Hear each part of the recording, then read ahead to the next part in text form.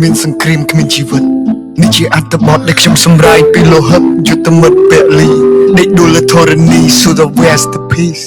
ខ្ញុំមិនដឹងហេតុអីខ្ញុំចង់បើកក្បាលជាភាសាមនុស្ស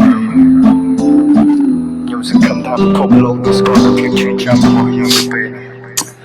They said fight for the land, but who gon' heal the scars? Mama cry under them broken stars. Brother's gone, this photo on my chain. Heart full of rage, now I still feel his pain. Smoke in the sky, smell of death in the air. We born in peace, now we trap in warfare. Frame 30 frame, chim on the street. No lullaby, we got shot in our sleep.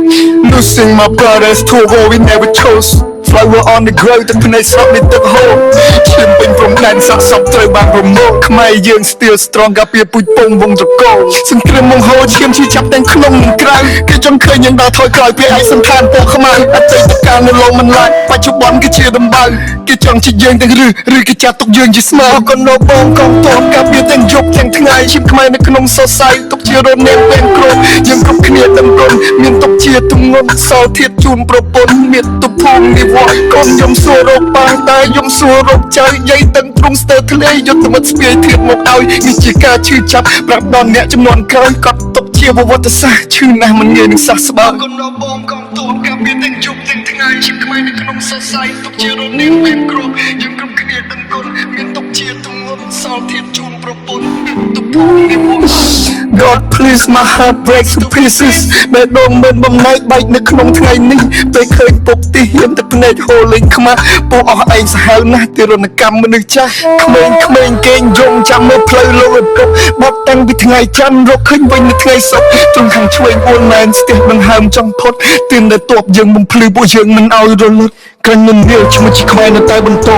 ចិត្តនេះគឺជាខែយើងមិនប្រែឈរជាសសរចង្កឹះមួយបាត់កិច្ចមិនបាក់ពួកយើងពូជកំរសាមគ្គីគ្នាណាស់យើងពូជអ្នកសាងអង្គរ For the kill my soldier like it call my soldier 16អ្នកទៀតខ្ញុំបំព្រះត្រង់ជួយមើលដោះលែងពួកគាត់កុំមកជាប់ទៅជាខ្មាំងសូមឲ្យសុវត្ថិភាពពេលនេះកូនប្រពន្ធណាស់ខ្លាំងសង្គ្រាមឈប់លេងច្បាំងអស់សម្លេងផងផាំងព្រះទឹកព្រះថ្មីតែរស្មីមិនតន់ចែងចាំង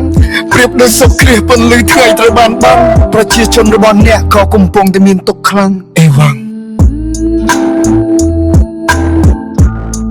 ថ្ងៃទី1ខែសីហា